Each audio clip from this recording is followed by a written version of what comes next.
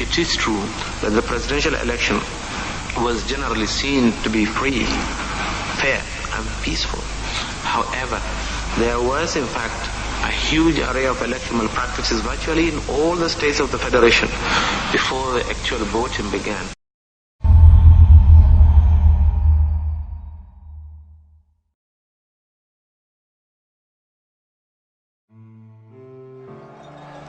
The year 1993, a year of unprecedented political upheaval.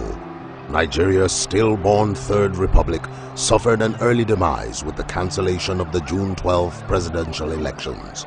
General protests preceded the exit of a general, followed by a short-lived interim arrangement that soon paved way for a return to khaki and jackboots.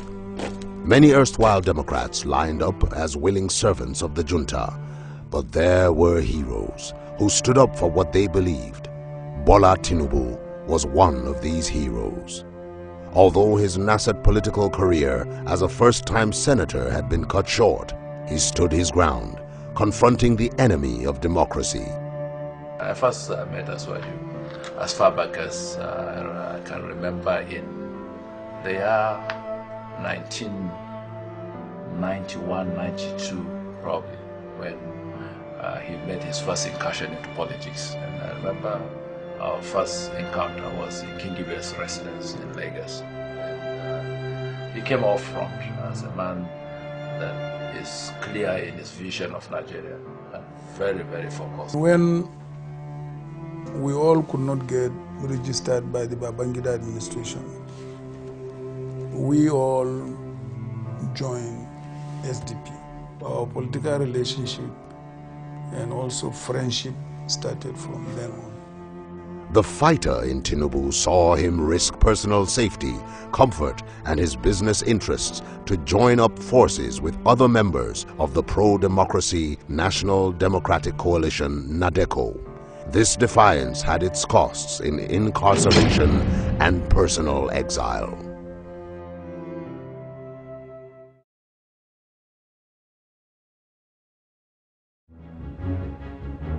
The year 2003, a decade after, Tinubu's party, the Alliance for Democracy, had lost all the southwest states to the People's Democratic Party, save for Lagos.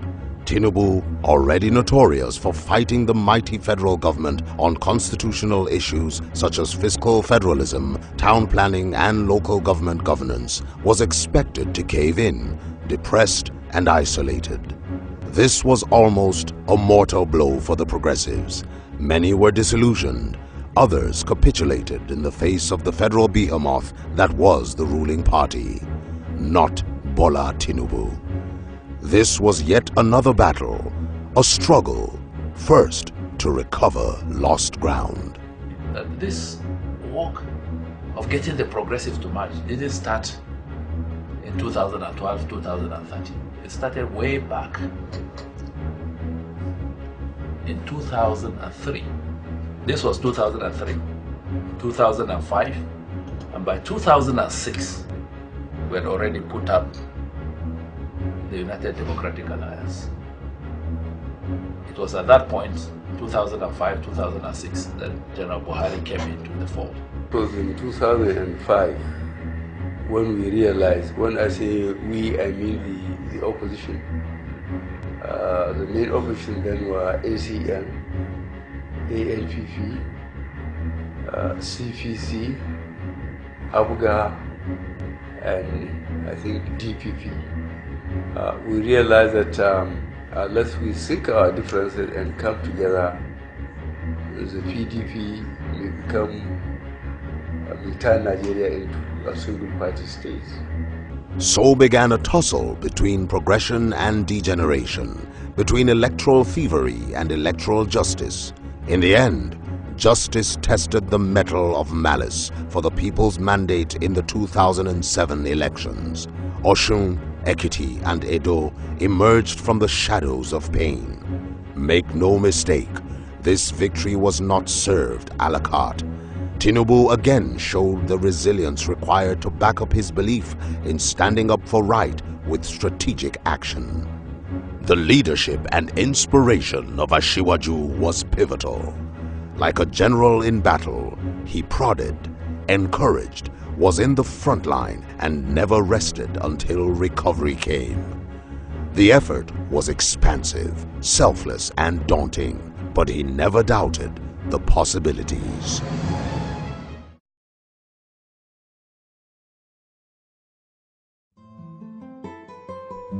The year 2013, yet another decade. Now with more states under progressive leadership, the strategic effort to bridge the divide between all the progressives in all the corners of Nigeria occasioned a merger. February 6, 2013 was historic as it crystallized several years of trial, failure and continuing movement towards an ideal for Nigeria's political leadership to deliver true liberty to people from poverty and despair. Two things happened. First, the merger saw the four major opposition parties comprising the Congress for Progressive Change, CPC, the Action Congress of Nigeria, ACN, All Nigeria People's Party, ANPP, and the All Progressives Grand Alliance, APGA, melt into one formidable party, the All Progressives Congress, APC.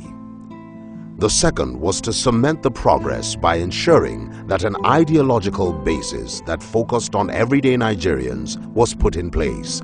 The idea was simple: to change the fortunes of the common man in Nigeria, to bring to bear the fruits of democracy to our citizens. This change was the singular driving force. He has a dream and a vision of where he wants Nigeria to be. And I believe that is why in 2013, when the merger came up again, he gave it his all.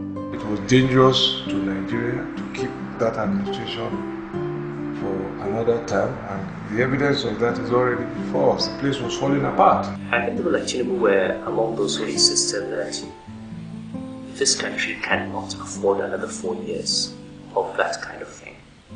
And basically laid down their lives, laid down their resources, gave their commitment to make sure that change happens. We must salute the courage, the passion, the foresight of people like ASIWAJU to reach across the aisle to say, look, let's forge a partnership to save Nigeria and to save ourselves. He was able to gather the leadership of the political class together. It was key, more than gathering the populace. Because once you gather the leadership of the political class, then you ensure there was unanimity of purpose, and then they could sell jointly this change mantra to the public. So, like the new PDP, we were in constant contact with him and virtually negotiated through him. By the time the president and others got involved, we had gone far with ASIWAJU. He played a key role. From day one, he let us know that, the depository of the party, the future of the party truly belonged to the young people. And our ability to carry ourselves, our ability to participate, not only as supporters, but as partners. Then we realized such series of qualities, developed terms of reference, which eventually we agreed to merge. Whether or not there could be a merger, everybody said it wasn't going to happen. It had never happened in Nigeria's history. As far as I was concerned, that was a victory in itself. That the impossible had become not only probable, but became possible. And that was due to ASIWAJU's self-conviction and, as I said, the ability to mobilize people and materials behind an idea that they feel sufficiently compelled to pursue. And to the extent that it was meant to save the country, it has achieved its purpose. So I can say without any fear of contradiction and equivocal, the consistency that ASIWAJU has maintained in the process of bringing the parties together. He's never walked away from that, in spite of the challenges. ASIWAJU's outstanding leadership role in the merger and the 2015 general elections galvanized many. His belief was rewarded by an outstanding victory in March 2015 at the presidential elections that saw the emergence of President Muhammadu Buhari. ASIWAJU was a bridge builder. He was the arrowhead.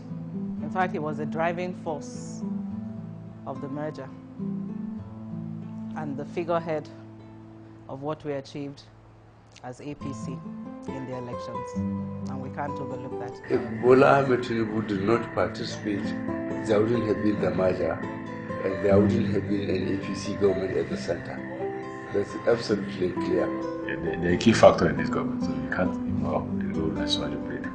The architect, of modern, opposition, today, and I can also attribute one of the people behind, the change of government from a ruling party to an opposition party, because he worked very, very hard and consistently to realize that.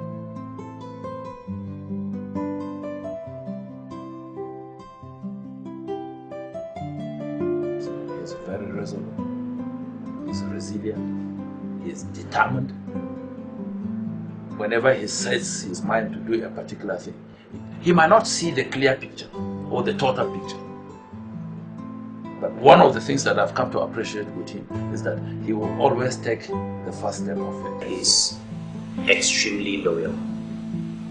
And that's when you know your friends. I mean, it doesn't matter where you are, it doesn't matter what happens to you.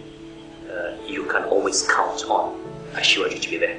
He reaches across every tribe. And he doesn't judge you by your tribe, he just judges you by your ability to do your job. ASIWAJU was a friend to the poor and the rich. A courageous, political strategist and quite dependable. Political phenomenon in the last 2 decades of Nigerian political history.